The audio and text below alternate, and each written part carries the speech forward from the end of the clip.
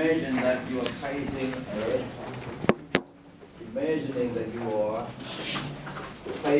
a human-eating dragon is about to be devoured. What would you do? Shoot it. What would you do if you imagine that imagine that you were encountering a dragon that was about to devour you instantly? What would you do? What's the best way that you can solve a practical problem here? Practical because you're going to be killed. You're going to be the big man, right, for the dragon, right? So what would you do? Kill it. Okay, so kill the dragon is one solution, and that could be bloody. But if you have but in case you have weapon, you can kill, but you are barehanded. What are you gonna do? Jess. Try to make yourself undesirable to eat. Dive into its mouth, forcing yourself to eat it, and hopefully it'll spit you out. You mean you plan to undress in front of the? No. Run. A friend of mine's dad actually had told me that if a dog is trying to bite you, force your hand into its mouth, and it'll become unappetizing. Okay. So the second strategy is to make yourself less attractive, right? Yeah. Okay. Seduce the dragon. Okay. Another one is the playboy strategy, playgirl strategy, right? You try to seduce the dragon, right? The third strategy. Yes, the first name. Jordan. Run. Fourth strategy. Any other strategy? You came in late, so the question is: imagine that you were encountering a human-eating creature, and about to devour you. What is the best? How are you going to deal with that problem? Make yourself look like a dragon baby, so the dragon think, oh, this is my baby, so I will eat it. But that's probably impossible a human being, right?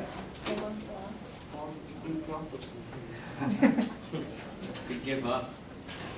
Give up? Just enjoy the Big Mac? You didn't specify whether or not you had to live. That wasn't part of the parameter. Okay, so any other strategy? This is called, what we do here is called wisdom, right? You know, wisdom? Philosophy is the law of wisdom. We're trying to be wise. So here we have a problem, a deadly problem. You were imagine that you were about to be devoured by a dragon. What would you do? Yes? You talk to it?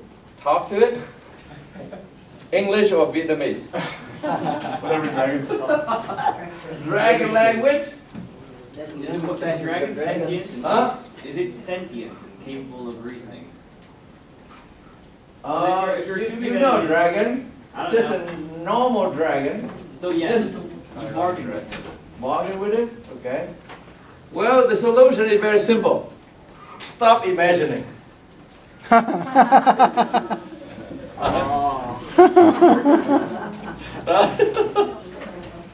Is it? I like that. So you think too hard. You think too hard. Okay, now I'll give you another example about wisdom. Okay, so here there were once upon a time there was a commoner who fell in love with a princess, and he was arrested for that crime. You know, in the past, commoner would be killed if they mess around with a woman of the upper class, or in this case, not just an upper class, the aristocracy. This is the princess. So this guy fell in love with the princess, and the princess fell in love with him. Congratulations. Okay, but he was arrested for that crime. So he was about to be executed. 3 o'clock tomorrow evening. And of course the princess, the night before, came to the father. begging him for forgiveness, right? And so the father came up with a solution, because I said, I love you, but the law is the law. He will be executed. But I let fate determine. So what I'm going to do is that I'm going to put in a pot 2 pieces of paper, one with a 0 and one with an act, right? So if he pick this one, he shall be executed. That's his fate. And if he get this one, he would be free. Is that good? So she was happy because, of course, but that's the best, rather than be executed tomorrow. Okay? Let fate determine. Are you with me? But then when she was about to leave, she heard the advisor say, okay, I have another strategy for you. Okay, Your Majesty, I have another solution, even better than that. It said here, you're going to put in the box to act. Whatever you pick, he can't be killed. Salute. Problem solved. Oh, so now she ran down to tell her lover the last meeting, right? She was allowed to see him the last meeting before daybreak. And then she would cry. After she told what's going to happen, right? She would cry. But the guy remained very cool. So don't worry, dear. I have a solution. So just be cool. But she couldn't figure out how he could escape that, right? See? Are you with me? Regardless, whichever piece of paper he picked, he's dead. That's it. So if you were that guy was falling in love with the wrong person, hey, what would you do? How about wisdom? Practical wisdom? This is not philosophical wisdom, my friend, right? This is practical wisdom. What would you do? So when you get together with your friend and say 5 minutes, I get my system in place, and then see if you can come up with a solution. So to discuss with your partner. I think I've heard this one before. See if, what would you do I think that he pulls out both to escape papers. death? I think he actually pulls out both papers because he's aware that both of them have an X. Yeah, I think so. I think I've heard this story before. You could just not choose it.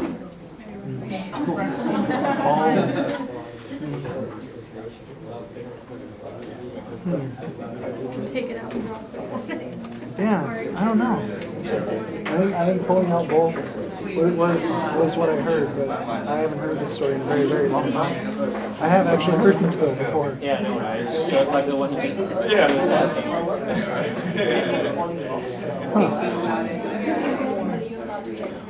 No.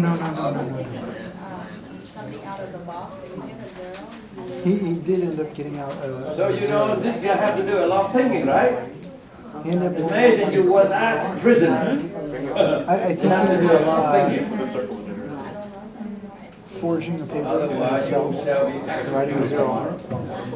And then when he pulled it out, everybody was shocked. Yeah, I mean, And not talking to your partner? the king actually reveals that there was a zero in the okay. first place. Listen, I feel like, yeah. I You think can that's challenge what what he's saying. That's one way. That you analyze his suggestion, and that's how it will allow you to come up with You know, for your campus course, the title say section 1.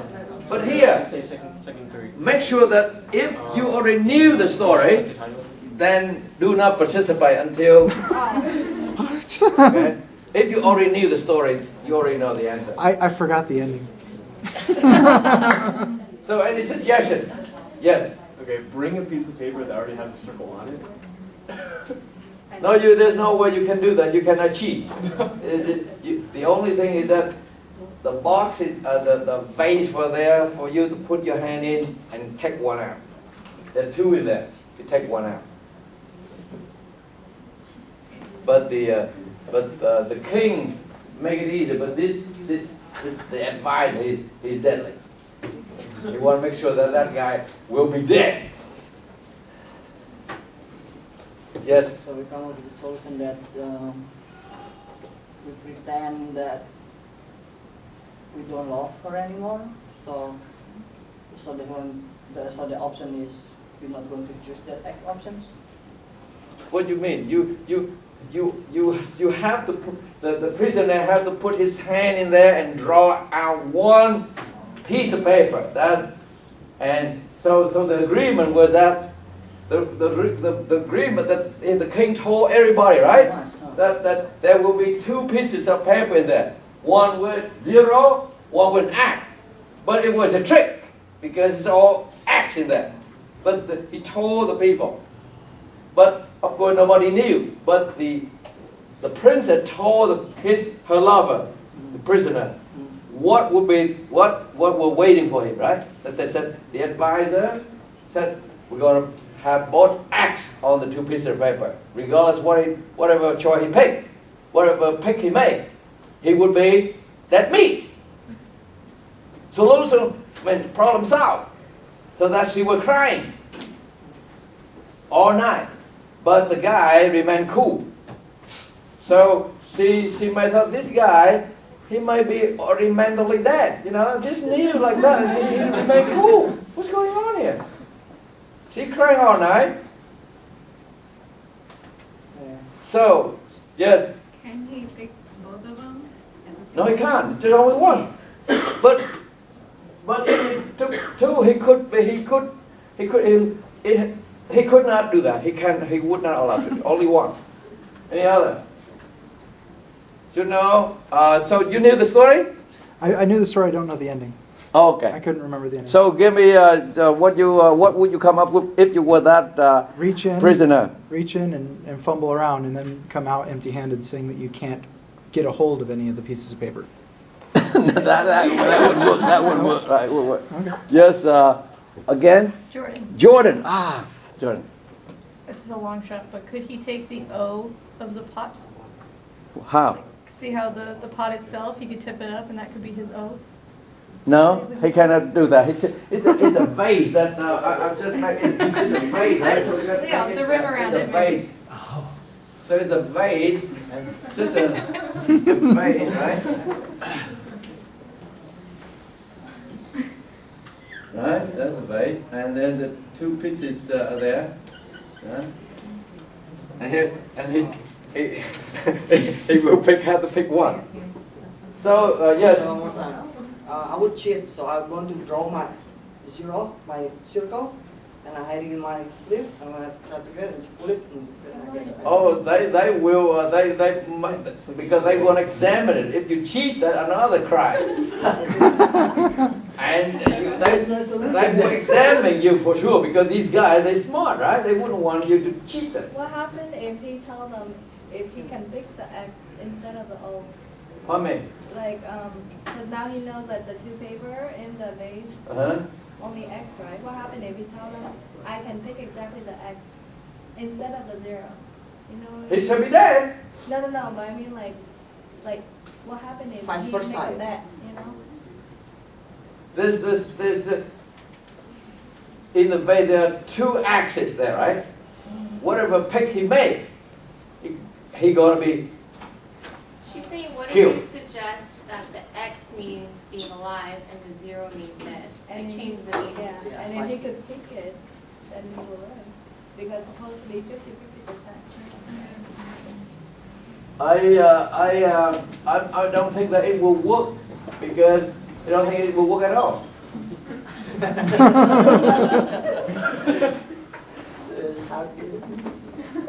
So you know how the guys solved the problem? How? Practical wisdom, right? So he already knew the secret, right? So he very cool, right? He put his hand there, grab one piece, he put it into his mouth, chew it and swallow it. Oh, He yeah. chew it and swallow it. You know the story, right? Yeah, I remember it now. So now they open the vase and what they have? The axe, so the one he's swollen must be zero. See? Practical wisdom. So the king was impressed with his wisdom. You can marry my daughter.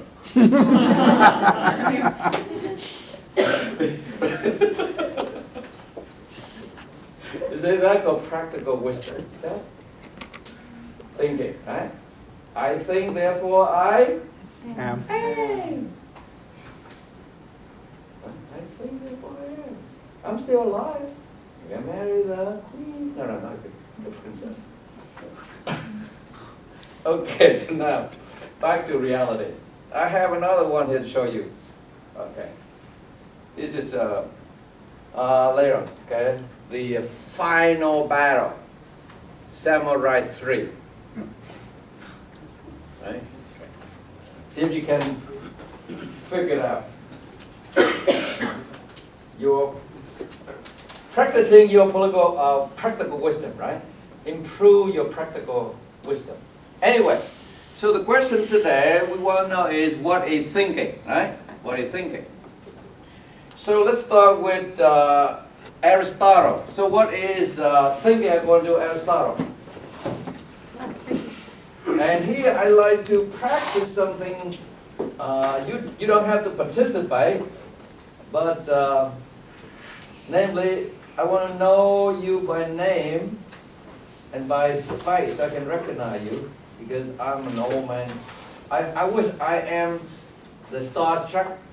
Data. Yeah. But I cannot do that. Anyway, I'm going to go down the list here. So, and ask you a question. And so that way so today I'm going to try 5 person. Hopefully I remember 3. And 2 will be that 2 one. Okay. Vanita. Okay, Vanita. What does Socrates? What does Aristotle? So who is Aristotle? Aristotle is one of 3 giant philosophers of ancient Greece. So you have Socrates, Plato, Aristotle. So S-P-A. So Aristotle is one of the 3 greatest Greek philosophers in ancient times. So what is thinking according to the interpretation by Anne? What is Aristotle's? What is the Aristotelian view of thinking? He said that there's 2 different forms of thinking: Okay. contemplation and deliberation. Okay, 2 forms. One is called what? Contemplation. Contemplation. And the other one is? Deliberation. Deliberation. Okay, so to think is to contemplate and to deliberate. Right? So these are the 2 forms of thinking according to Aristotle. And what's the characteristic of contemplation? What does it produce? What does contemplation produce? It produces a what? A conclusion? Conclusions. And what about deliberation? Decisions. The decision. So therefore, what is the theoretical nature? The theoretical nature of contemplation, is that theoretical or practical? What is the nature of contemplation? Is that theoretical or practical? Contemplation, the theoretical nature of contemplation is theoretical. Right? Why theoretical? Because you contemplate about certain options. Right? Certain options, it's all theoretical. Certain principle you're thinking about, it's all theoretical. It's not anything concrete yet. Nothing concrete yet. So it's basically theoretical. But how about deliberation? Is that practical or theoretical? What is nature?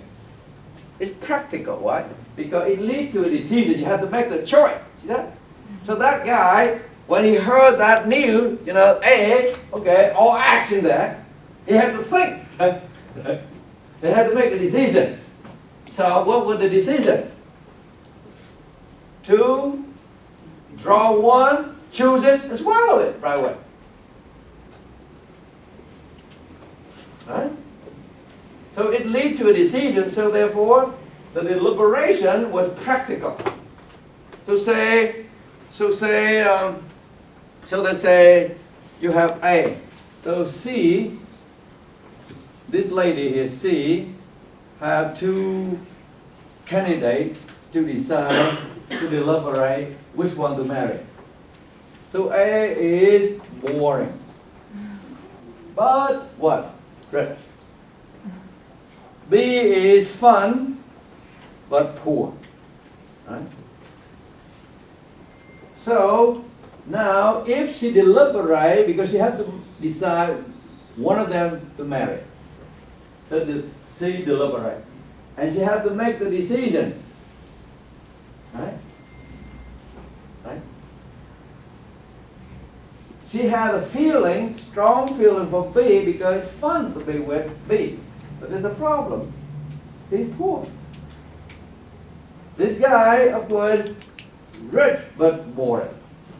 But she had to make a decision.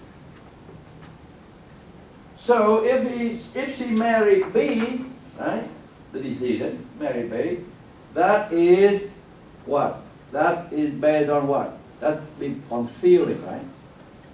Feeling. And if she marry A, is that feeling or thinking? Thinking. Right? It's thinking. Thinking what? Her thinking is what? Her thinking is not emotional. Her thinking is rational. You know why it's rational? So if she married B, and now let me add another dimension to it. She's a woman from Asia. She has a huge, big family up there. Her father, her mother, her sister, her brother, they're all poor. Right? Right. So now, if she married B, she go for the feeling, for love, say. But it could be, it may be irrational. It could be irrational. Why is it irrational? Her life could be unhappy. She cannot get her iPad. She cannot have her iPhone. She cannot send money to her family back home. See that? They're suffering. And they're going to yell at her. How stupid you are. Why don't you marry that rich one so you can help us?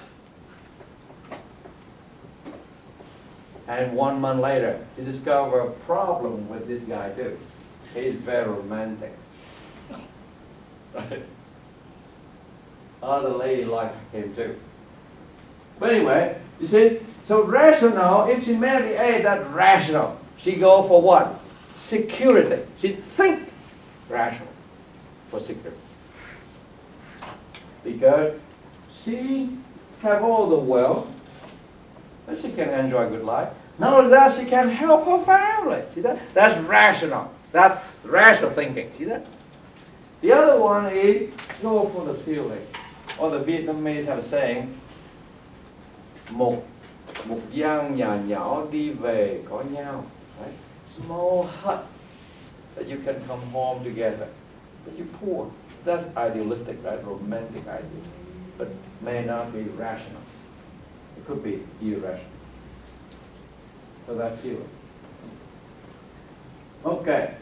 So therefore decision is nature is practical.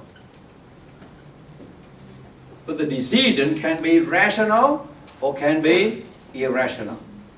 Or can be non-rational sometimes. Right?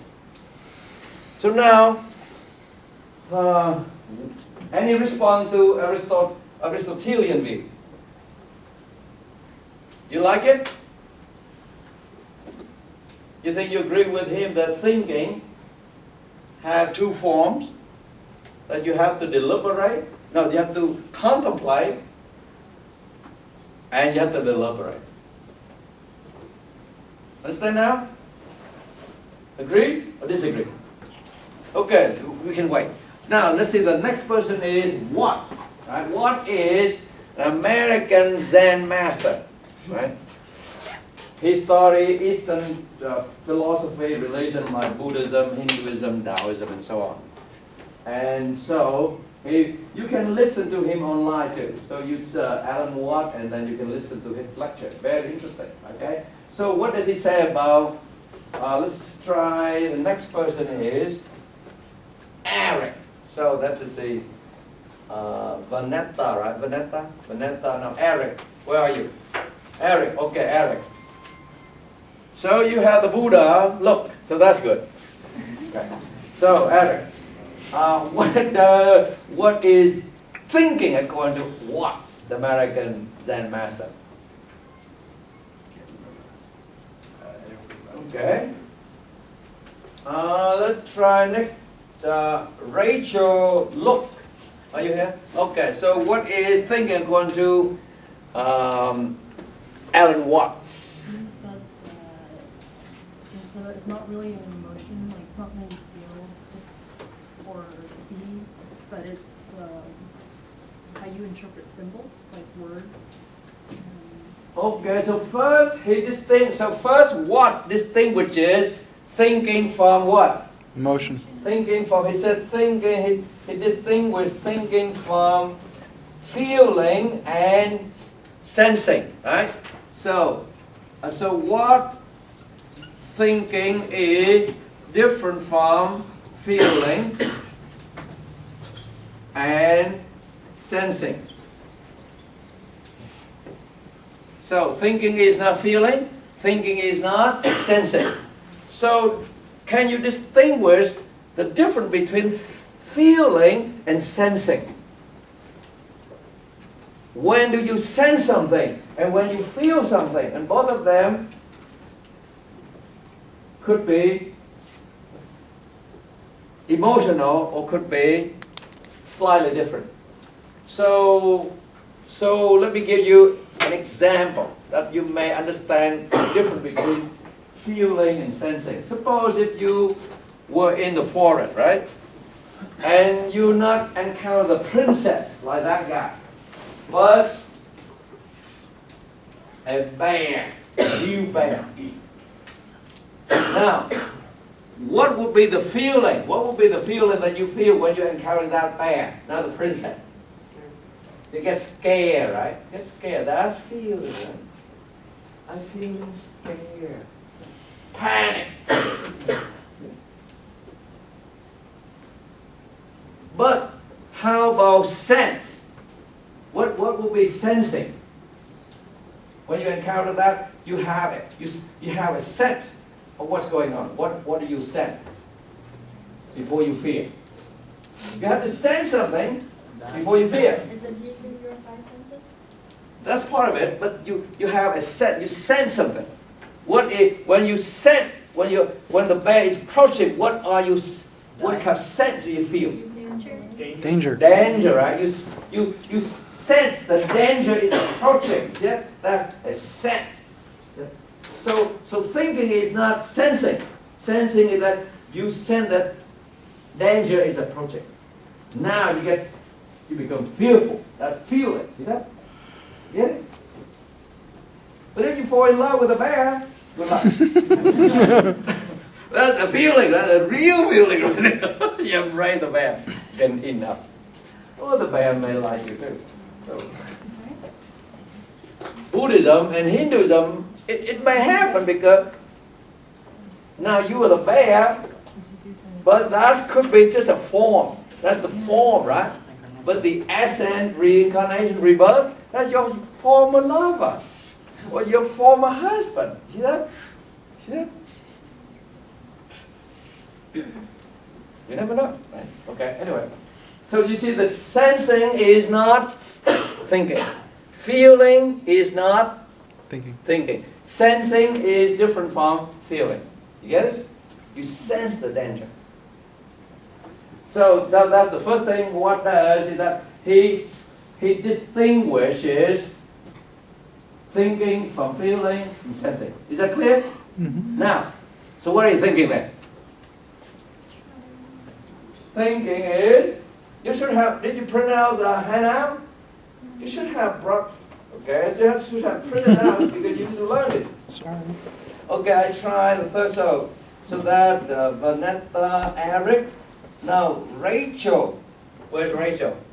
Already, right? Rachel, okay, now, fourth one will be,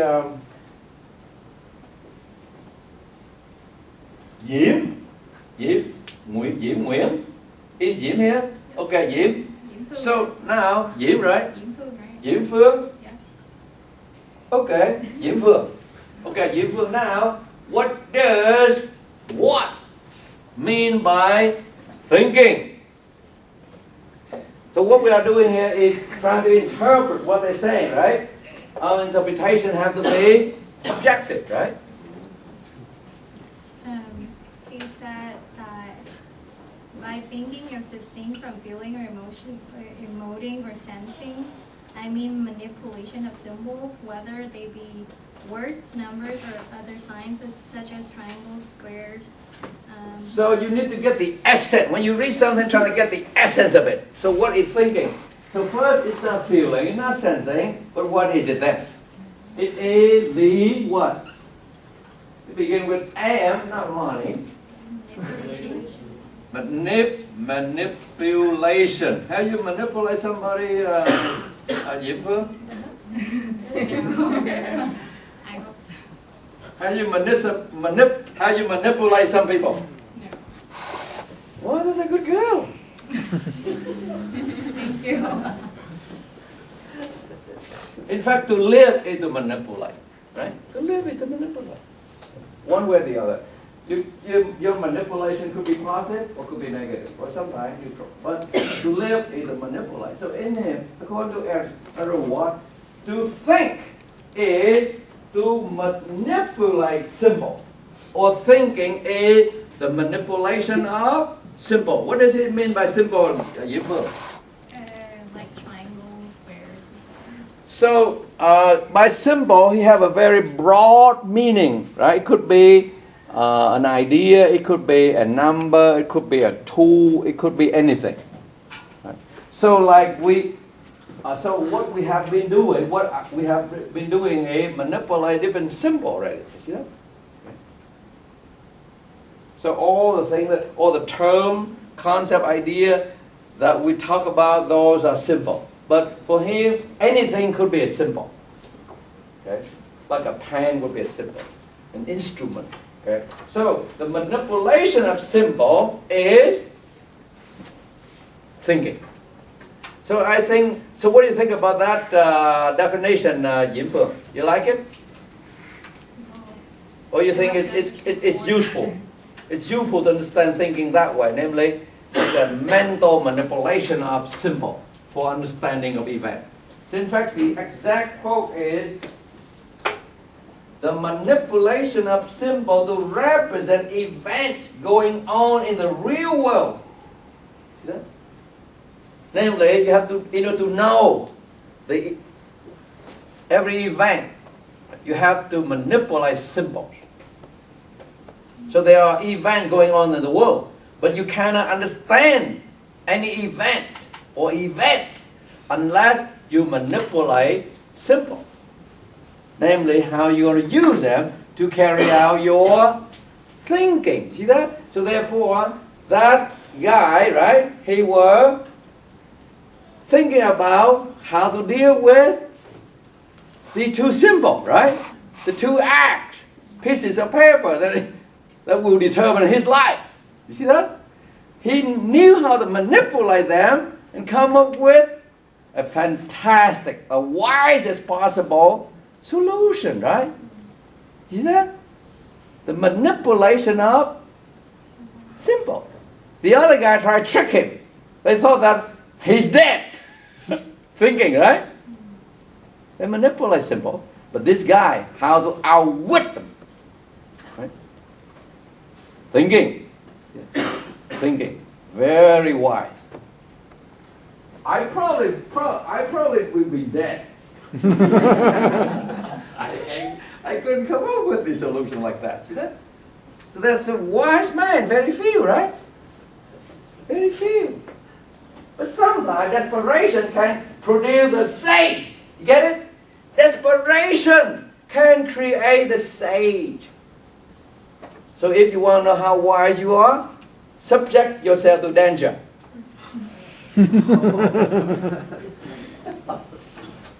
Right? Okay, so now let's try another definition, and then we're going to show you the clip and see if you can see whether you can think about what you are about to see. Right? This is, okay, so let's try the my Nguyễn. Okay, my. Okay, now we're going to deal with the Japanese, a modern Japanese thinker. His name is Kitaro Nishida. So Nishida, right there. A modern Japanese philosopher. He wrote a book called The Good. And so now the question is, what does Nishida mean by thinking? Right? Thinking is when you connect to representation by finding a relation between them. Okay. Okay. So can you give me an example? Give me your own example. So let me repeat. Okay, I'm going to my said that Nishida tell you that thinking is to determine, right, the relationship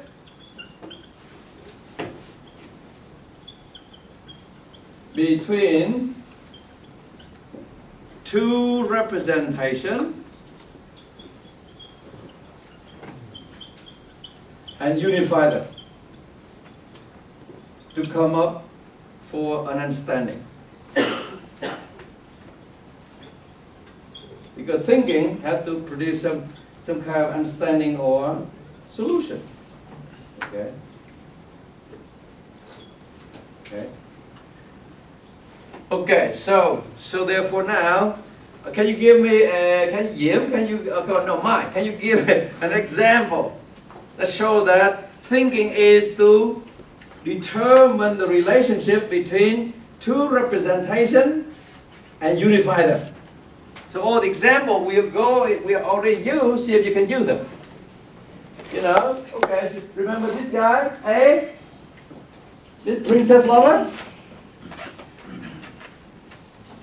This guy have expensive taste, I would say. I go for commoner. Okay, as you see that? So here you have two symbols, right? Two representation here. And so he determined the relationship between them, which are all acts. That means death. Right? See? This is all act. These guys are tricky. It's all act. Regardless whatever he picked, he's going to die anyway. Now we have to think. To determine their relationship, they are identical. Right? Their relationship, they are identical, right? Act. And what does that mean? Death. Period. Right? So he determined the relationship between the two representations and unified them. And it means what? Identical. And it means death, period. So now we have to come up with a solution that is wiser than these guys who came up with that wise trick. It's a very good trick, right? Very wise. They're going to get him anyway. But he's the wiser guy. So, we'll say, if I give you example, say, so later on, when you read different passages, right? You try to manipulate different idea, different terminology, so that you can understand what Confucius is talking about, or what Lao Tzu is talking about, or what the Buddha is talking about, right? Okay, so say, but I think one example will be easy. Say C was robbed by A, right? So she was robbed by A, right? And then one day she meet B. So now she sees somebody called B, right? And she's deeply interested in B. Why? Because now her thinking, she lost her everything to A, right? But now she saw B, and now these are two representations, right? So she had to determine the relationship between A and B, unify them, to come up with the problem is who stole her, who robbed her, right? See that? And what did she see? Why did she pay attention to B? She sees something that she Because lost. there are many similar things between them, right? Especially one huge scar on his left-hand side. She noticed that A, when he would run away, there was a huge scar on the left jaw. And B had that scar. See that? Beside other, you would may or no? Similar thing. See that? So therefore now, she was thinking is what? To think is to determine the relationship between these similarities, unify them to discover whether B were A or not. You get it? That's called thinking. Thinking is to determine the relationship between at least two representations or more, unify them to discover the meaning. In this case, whether B was A or not. You get it? Mm-hmm. Would you do that or not? Mm-hmm. In reality, you do that. But here, just Nishida just trying to theorize it for you. But that's exactly you do. You know, you lost everything. Now you have that image of A who robbed you, and now you see this guy here. Now you try to determine the relationship between two representations, namely A and B, and the similarity between them, especially that scar. Here you have an iPad, an iPhone, you may have, take a picture. Okay. Does that make sense? So therefore, these meaning, this view of thinking can help us to do thinking our own later on when we study Asian philosophy, right? So now I'm going to show you this clip and see how these two samurai thought, right? Okay. Oh, where I thought I... You put it in the computer already. Already there, on your It's in your laptop. computer. No, I had to fit the name of the two samurais. I want to write down so you know. So when we talk, we identify.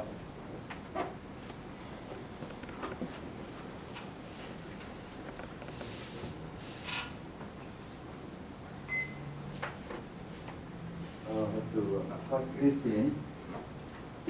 Oh, I might have done it. The procedure may not be correct.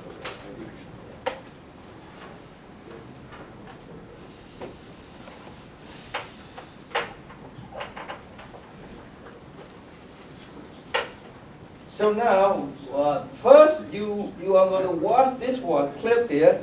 First, you see how these guys are thinking, right? Because if they did not think correctly, they would be dead, and one of them dead. is a samurai. Where they fight, one is dead and one is alive. And then you have to do some thinking, right? Okay? Why? So the question for you to think is, why one guy, why the one defeat the other, and why the other lost? That's thinking, right? So today, we're all doing practical thinking, no philosophical thinking yet. But I want you to understand practical thinking, so later on you can see how philosophical thinking is different from it. Right? Are you with me? Okay, so I want to. I'm going to open the ones to see. Or which one should I? The last place. So I'm not sure which one. Let me see.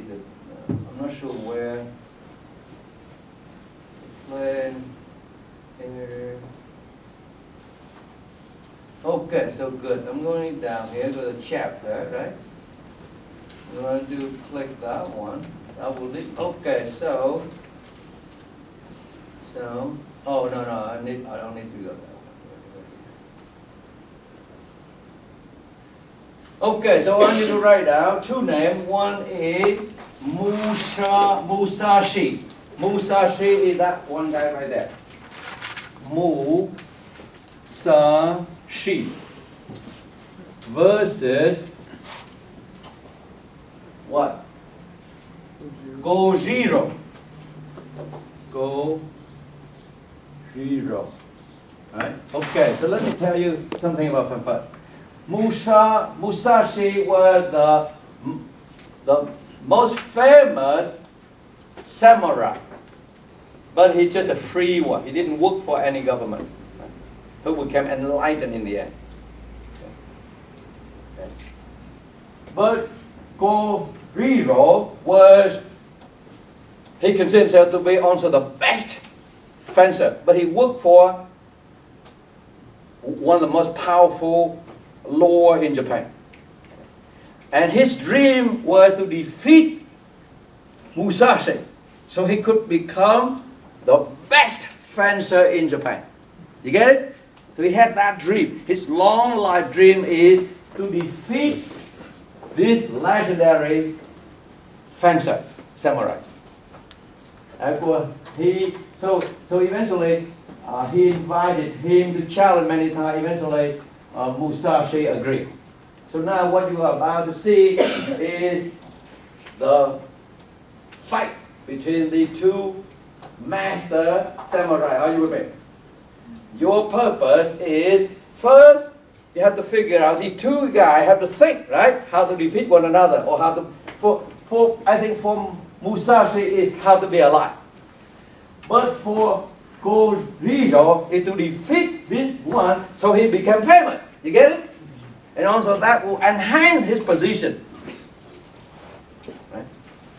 Are you with me? So now, and then I want you to think. Your thinking is this: why Musashi? How Musashi was able to defeat Gojiro? Spoiler. Oh, I have to plug in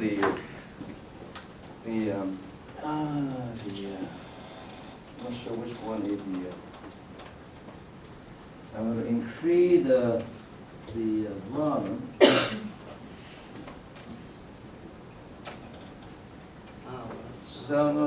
So wish me good luck, okay?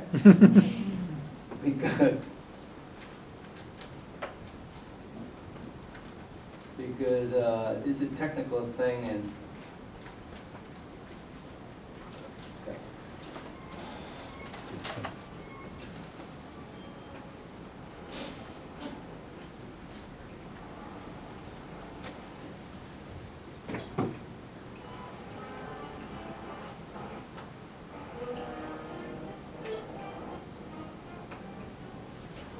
So that is Gojiro. That is Musashi. That's Musashi. This is Gojiro.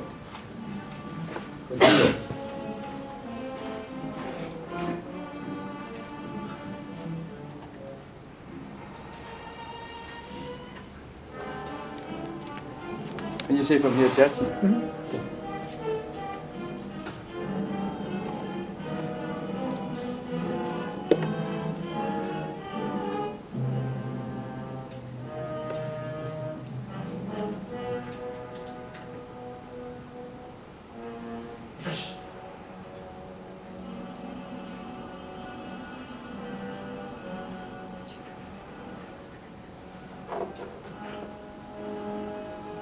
Notice the two different kinds of sword. One with a wooden sword, the other metal.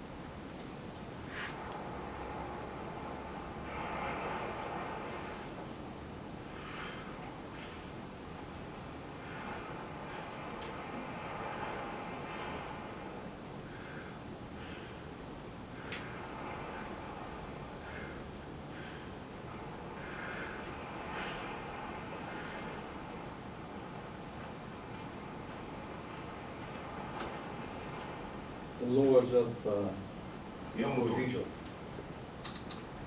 お見事でござった。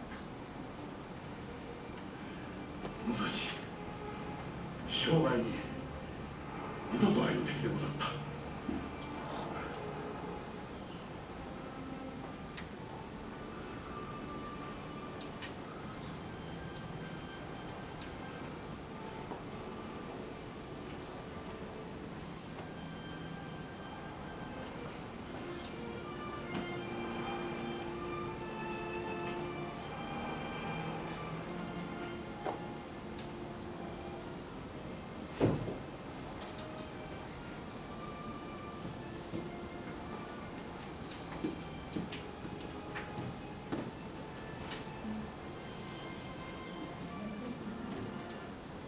Okay, so let's get together with your maybe 3 person if you want, or 2 or more if you want to. The first question is, which one you think is what would, see if you can interpret what kind of thinking that these guys, the 2 samurai did. And then for you, another question for you to think is, which one is wiser? The question is, which one is wiser, or why, or that question could be phrased differently. Why did Musashi defeat Korijo? Or which one is wiser? So that's the second question you need to discuss, right? And so I will call you to respond. Okay? So first, for you to think what these guys were thinking about while they are fighting, or before they fight. They have to do thinking, right?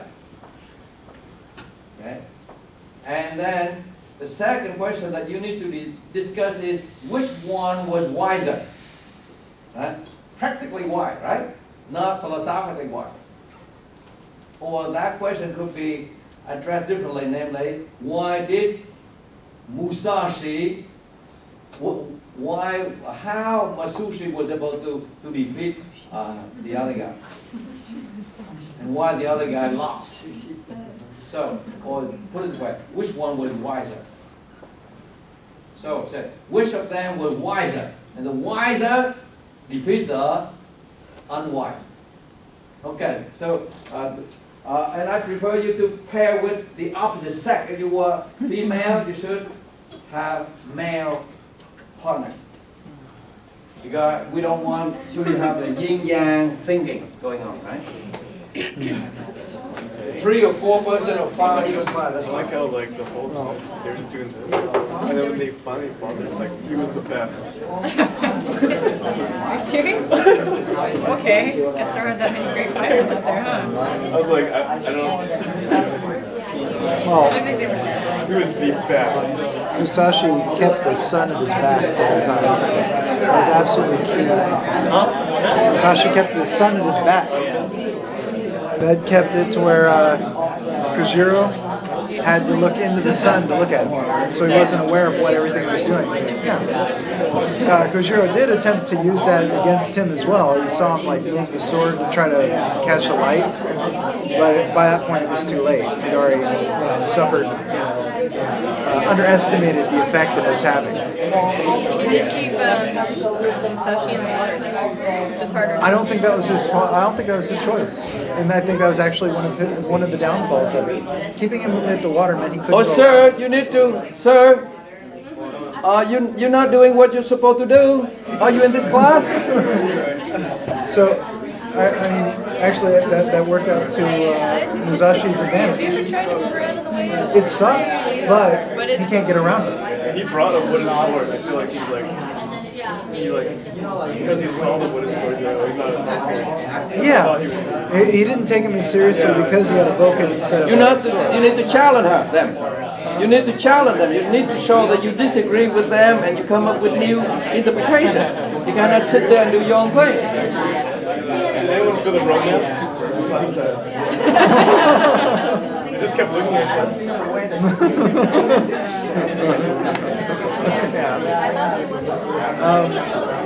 I think he's smiling at me.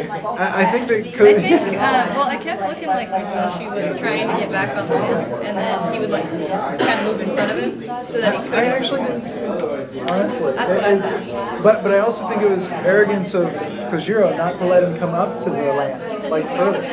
Had he let him come up to the land, he could have manipulated the situation differently. He could have moved around him, moved the sun around. him into the water? Yeah, by keeping him at the water, like challenging him right there when he came up, he kept his back to the ocean, which meant that he couldn't go around him to put the sun to his back. See what I'm saying? Yeah, he should have just like moved to the side. Yeah, but he didn't allow him that. And once Musashi found that was his advantage, he wouldn't let it go. They kept moving back and forth. They couldn't go one way or the other. And then you see like, okay, one person's already in the water, and it's like you find out that sand versus water is 2 completely different things. So if you go into the water, you don't know how you react to the water because the terrain you're already on. Well, yeah, but they were on two different. Okay, so any... Well, Musashi came up from the shore, so he already came out of the water. when he was coming out. Yeah, he did. He started on the water and then. That's why he went back toward the water. He was going back to the boat he came off of. Jason. Okay, Jason will try to offer his or his group interpretation of the question that we have posed. Yes, go ahead. So this story is actually very famous. One of the things that the movie didn't show is that Sasaki Kojiro was known for using something called a nodachi, which is longer than a standard katana. And one of the things they also didn't show that Musashi arrived to the duel position late, carrying the Vulcan, which is the wooden sword. As the legend goes, Musashi knew about the fact that Kojiro used the nodachi, and he actually carved the Vulcan out of the ore that he used for his boat, so that he could get the additional reach provided, that the nodachi provided Kojiro, so that they would be on equal footing in terms of the simple sword reach. One of the things that's really controversial about this particular event is his late arrival to the duel spot, because a lot of the times during that period of time, it was seen as being dishonorable or somewhat disrespectful. But one of the reasons why they proposed and did it is so that he could use the sunset and the sun to his advantage, so he could keep it behind him the entire time. So that, combined with the extra reach from the wooden Vulcan, allowed him to win. So you think so? Or put this way: what was he wiser, and why was he wiser? He did his homework. No, but in what way he's wiser? Well, he came prepared. But the other guy was prepared too. Not really. All he did is show up. He showed up early, and all he had was his reputation. He didn't do any homework on Musashi. Huh? He didn't do any homework on Musashi. No, he will pay. If you go to the show, he's been thinking all his life to beat this guy. So he's didn't do enough. So that's one your contention, right? Any other voice? Okay. So Jason argued that that two factors, namely he came late, right, waiting for the sun to rise up, and that could be the environmental factor. It's 1 o'clock. Oh. All right. Okay, to Jason interpretation. Yes, go ahead. First name? Reza. Reza. Well, I will just let we discuss it, and I didn't see this movie before, probably a famous movie, which is like some sort of clip, and we conclude that obviously the Musashi was way wiser, how he fight, how he stand, and how he used the sustainable sun as a profession.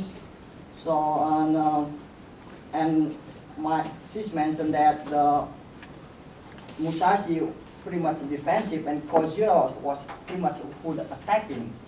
But Kojiro, while attacking, he didn't think that his eyes was banned from the sun, and that also another disadvantage for the Kojiro.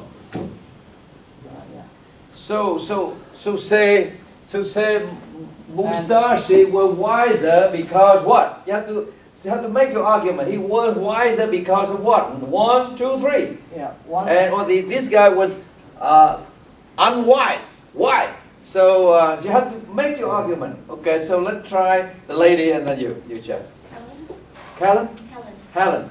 So I think he was wise because he showed up late so that he can lag the time so that when the sun rises, Kojiro could see, like, kind of blind by the sun. So when he attacked, he assumed that Musashi was holding a wood so he wouldn't get hurt.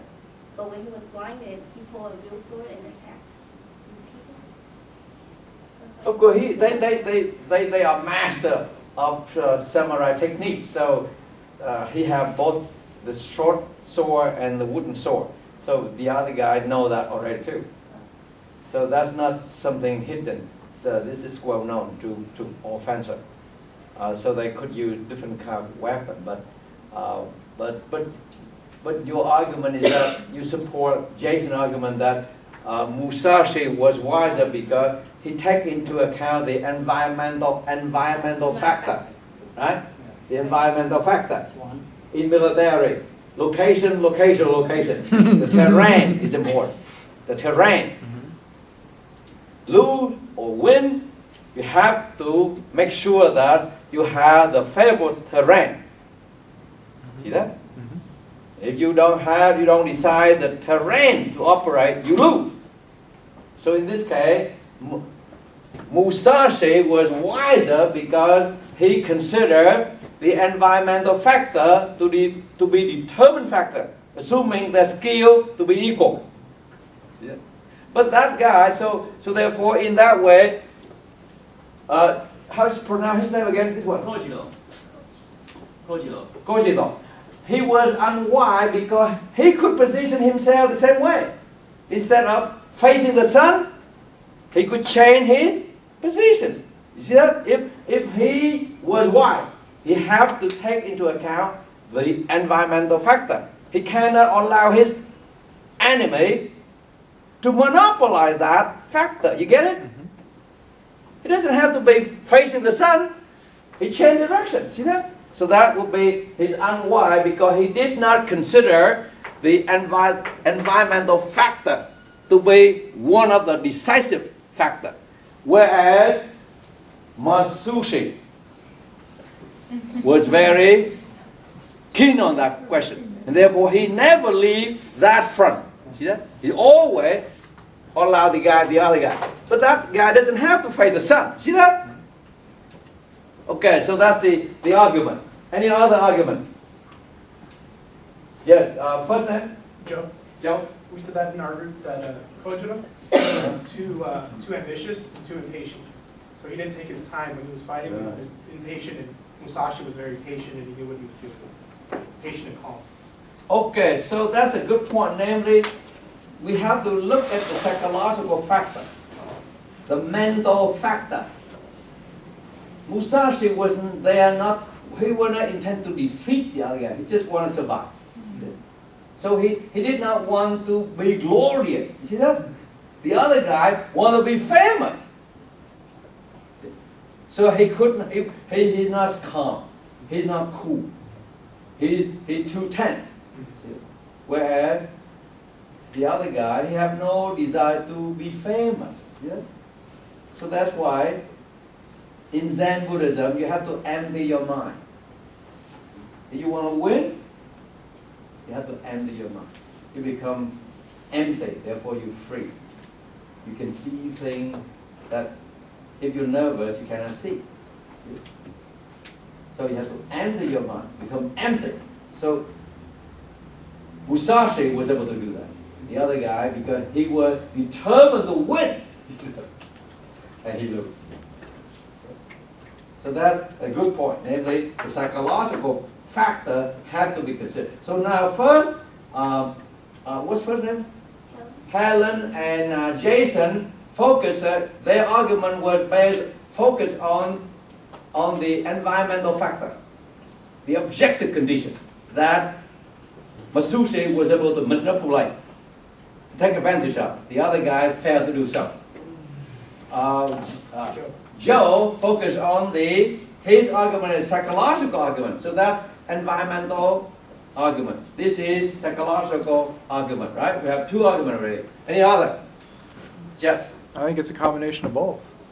If Kojiro wasn't impatient, he could have met Musashi in a different area. Instead, he came at him and confronted him on the beach. Right.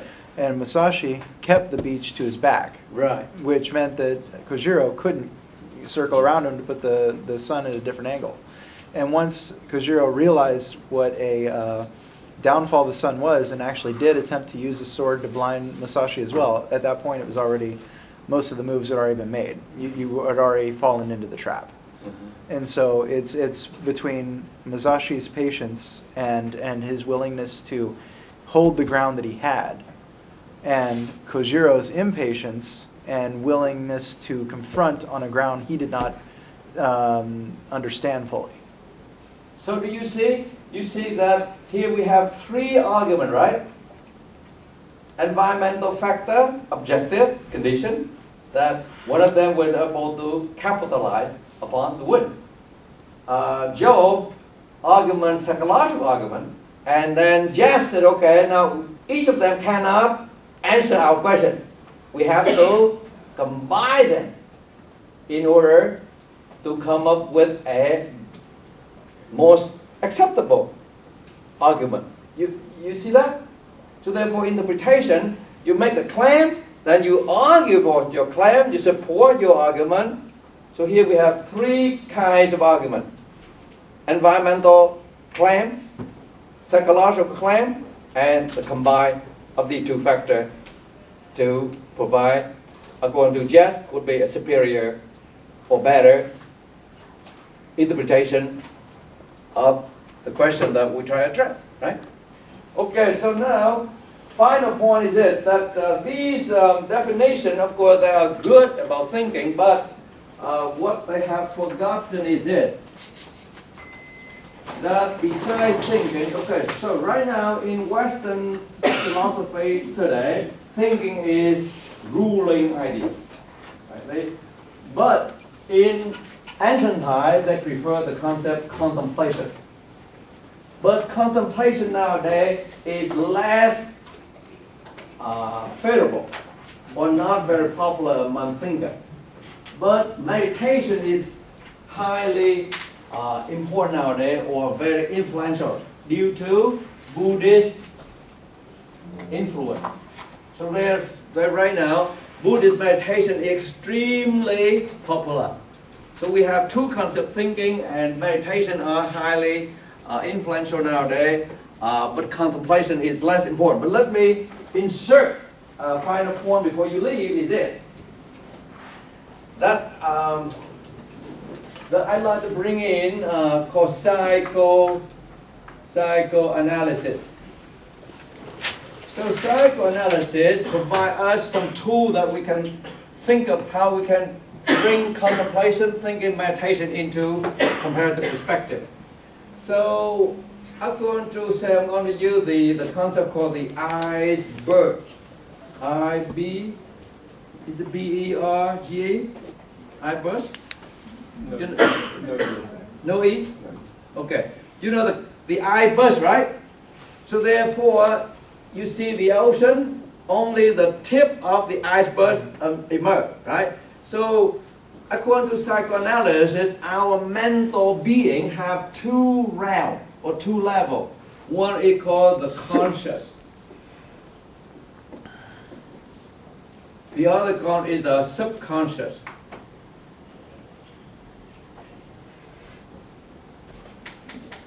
Okay, so these, so now what we can see that thinking does not. So if we does not take into account the role of the conscious and the role of the subconscious.